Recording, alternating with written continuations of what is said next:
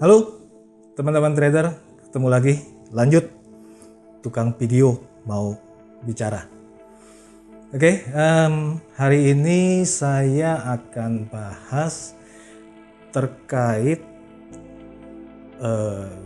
dua hal ya, yang menurut saya cukup menarik. Apa dua hal ini? Yaitu sebuah istilah di dalam dunia trading terkait dengan karakteristik. Jadi di dalam trading, menurut saya ada dua karakteristik manusia atau pelaku ya. Yang pertama itu adalah mengenai kata analis. Kemudian yang kedua itu adalah kata trader. Jadi sebelumnya gini, hal ini tidak perlu diperdebatkan ya, karena ini adalah sebuah hal yang saya ungkapkan secara personal, secara pribadi. Nah, jadi maksud saya begini, ada satu tipikal pelaku, saya menamakannya adalah sebagai analis. Analis ini apa? Analis ini adalah orang yang senang sekali atau memiliki minat di dalam industri trading ini adalah sebagai orang yang menganalisis pasar. Prinsipnya sama, yaitu sama-sama cari uang di market. Tapi tipikal analis ini adalah tipikal yang, jadi gini, prinsip cara pikirnya adalah jika ada sebuah cara yang mampu memprediksi pasar, ya, jadi market itu dianalisis kemudian mampu memprediksi pasar, maka di situ kita bisa make money. Itu adalah tipikal yang pertama. Kemudian tipikal yang kedua, saya sebut ini sebagai trader atau pedagang. Ya, jadi kalau kita artikan kan trader jadi pedagang. Nah, tipikal yang kedua ini adalah bagi dia analisa penting, tapi tidak menjadi yang utama. Bagi dia adalah bagaimana caranya di dalam market ini saya bisa make money. Nah, kelihatannya agak mungkin bisa saja membingungkan teman-teman, tapi nanti saya akan paparkan seperti apa. Misal contoh begini ya, seorang analis, dia akan terus memperhatikan pasar, kemudian mencari satu cara yang bisa memprediksi market itu secara baik.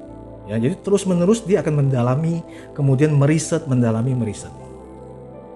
Nah, trader dia cukup dengan sebuah katakanlah metode yang dia punya, tapi dia punya cara untuk selalu make money.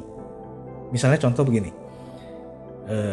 kalau itu tanya saya ada di mana? Saya bukanlah seorang analis, saya adalah seorang trader, katakanlah demikian.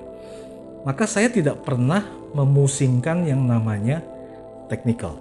Jadi yang saya pikirkan adalah jika saya memiliki sebuah cara, di mana cara ini saya yakini bisa menghasilkan uang, maka saya tidak peduli bahwa cara ini suatu hari nanti katakanlah salah. Yang penting adalah saya menghasilkan uang dari sana.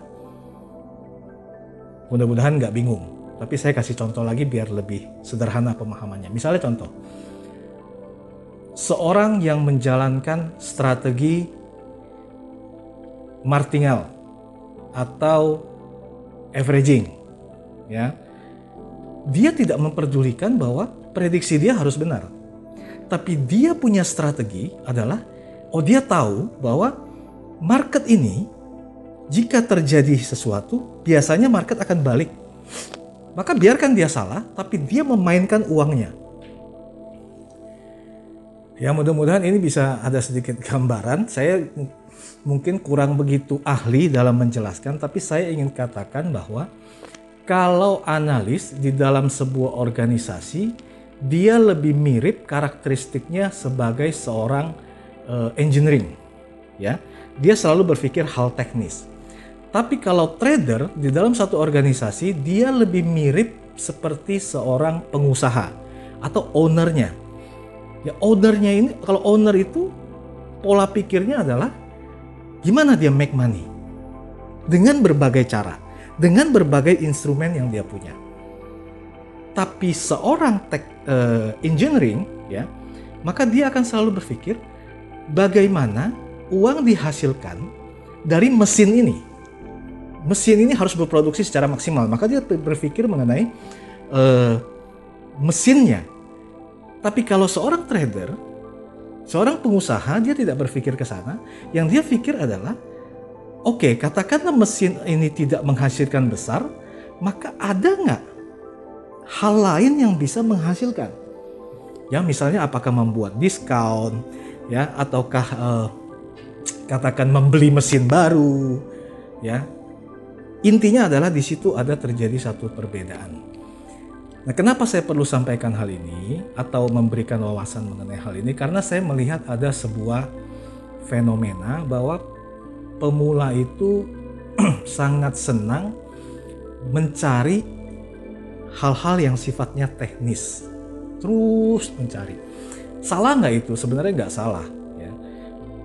Hal seperti itu diperlukan untuk menambah wawasan kita. Ya, bahwa ada ilmu ini, ada ilmu ini, ada ilmu ini, indikator ini penggunaannya gimana dan sebagainya. Tapi yang saya ingin tanamkan di sini adalah itu mungkin bukan menjadi hal utama untuk kita bisa berhasil di trading. Dan lebih jauh, karena ini terkait dengan masalah psikologi, yang saya khawatirkan adalah ada tumbuh sebuah ego, ya, dari seorang analis tidak mengakui kesalahan. Nah, ini yang berbahaya kadang-kadang. Seorang analis biasanya selalu mempertahankan hal-hal yang sifatnya teknis, sehingga terkadang tidak mau mengakui, ini salah. Nah, kemudian salah ini dicari pembenaran. Coba teman-teman mungkin yang pernah belajar, ya, cara melihat ciri-cirinya tuh seperti ini. Kalau ada seorang mentor kemudian salah, dia tidak mau mengakui, kemudian mencari alasan bahwa ini karena itu, maka bisa dipastikan orang ini adalah masuk ke kategori analis. Tapi jika Anda ketemu mentor yang misalnya kasusnya adalah ini salah, maka dia akan katakan dibiarkan aja, you lakukan ini untuk mengcover kesalahan tersebut. Kita akui kemarin salah. Yang penting at the end we have to make money. Bukan impartial, we make money. Nah, biasanya analis maunya adalah impartial. Jadi kalau bisa jangan salah.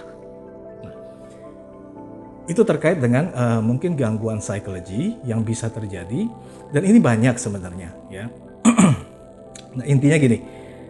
Kalau kita mau tarik sebuah kesimpulan, pahami industri ini bahwa uang bukanlah datang hanya dari analisa, prediksi, teknis, tapi lebih kepada bagaimana kita menguasai instrumen-instrumen yang ada di dalam market.